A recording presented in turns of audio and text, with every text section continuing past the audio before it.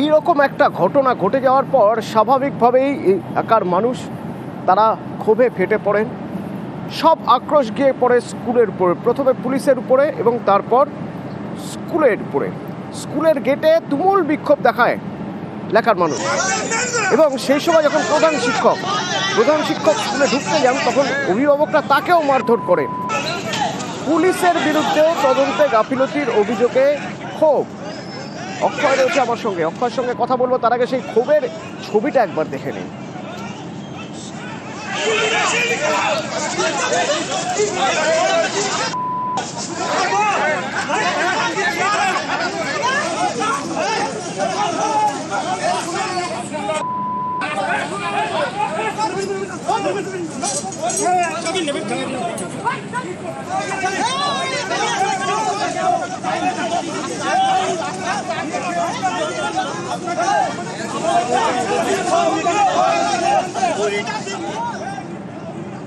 অক্ষয়, স্কুলের উপরে খুব গাছড়ে পড়লো কেন?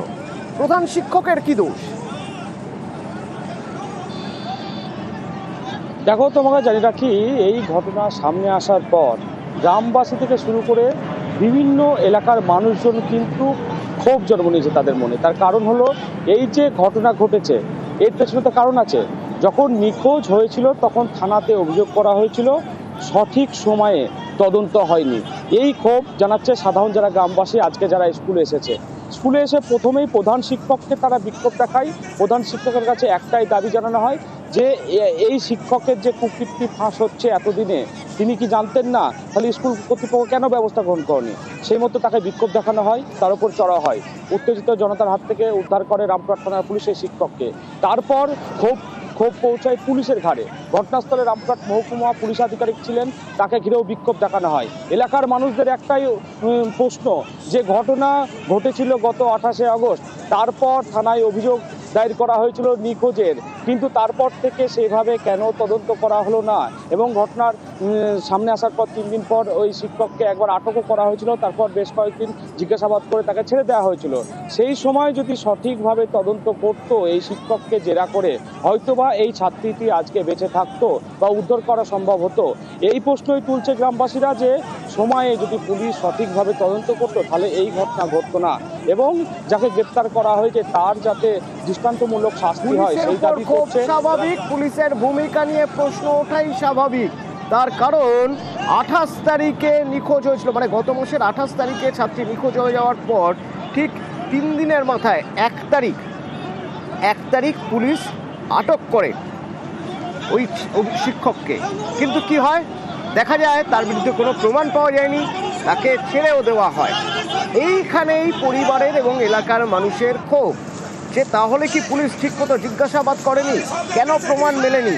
যদি প্রমাণ নাও মেলে, সে সময় যদি তাকে আরও জিজ্ঞাসাবাদ করা যেত, তাহলে হয়তো আজ ওই ছাত্রী বেঁচে থাকতো, যদি তখনই শিক্ষককে আটকানো যেত, মনে করছেন এলাকার মানুষ। আর তাই ক্ষোভ উগরে দিচ্ছে।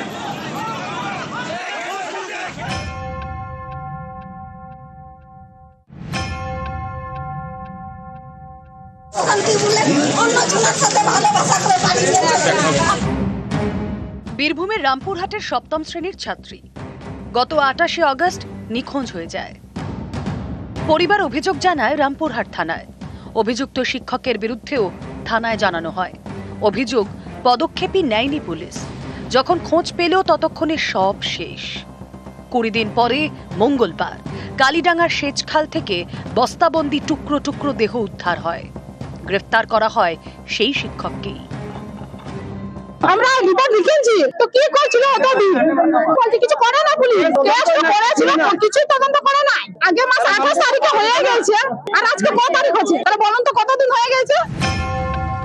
পরিবারের দাবি, 28শে আগস্ট টিউশনের জন্য বেরিয়ে নিখোঁজ হয়ে যায় ছাত্রী। সেদিনই রামপুরহাট থানায় মিসিং ডায়েরি করা হয়। অভিযোগ, গুরুত্বই দেয়নি পুলিশ। পরিবার বারবার থানায় গিয়ে স্কুল শিক্ষকের বিরুদ্ধে অভিযোগ জানায়। সেই মতো 1 সেপ্টেম্বর শিক্ষক মনোজ পালকে আটক করে পুলিশ, কিন্তু জিজ্ঞাসাবাদ করে নাকি কিছুই জানা যায়নি, তাই তাকে ছেড়ে দেওয়া হয়। পরিবারের দাবি, পুলিশ তাদের বলে প্রেমিকের সঙ্গে পালিয়ে গিয়েছে ছাত্রী। আপনারা করতে পারেন। পড়াশোনার সাথে ভালোবাসা করে পাঠিয়ে দিয়েছে আপনি বলেছিলেন। প্রায় 20 দিন পরে সেই শিক্ষকই গ্রেফতার। তাকে জেরা করে মৃতদেহের হদিশ পায় পুলিশ। এখানেই অনেকের দাবি, 1 সেপ্টেম্বরই পুলিশ যদি ঠিকমতো জিজ্ঞাসাবাদ করত তাহলে হয়তো এই মর্মান্তিক পরিণতি হতো না। নিখোঁজ ছাত্রীটি হয়তো বেঁচে থাকতো, তাকে জীবিতই উদ্ধার করা যেত। ছাত্রী খুনের প্রশ্নে পুলিশ। বুধবার রামপুরহাট থানার সামনে বিক্ষোভ দেখায় আদিবাসী সংগঠন। পুলিশের বিরুদ্ধে ক্ষোভ উগরে দেন তারা। আমরা রিপোর্ট লিখেছি, তো কি করছিল এতদিন?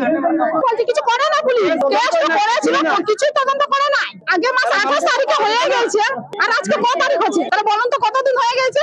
আমাদের লজ্জাবোধ করে আজকের দিনে সেই শিক্ষকদের উপর যে এইভাবে অন্যায় অত্যাচার করে নাবালিকা মেয়ের উপর কত লোক তার উপর ধর্ষণ করে তাকে মেরে খুন করে দেয়, কেনেলে জলে ভাসিয়ে দেয়।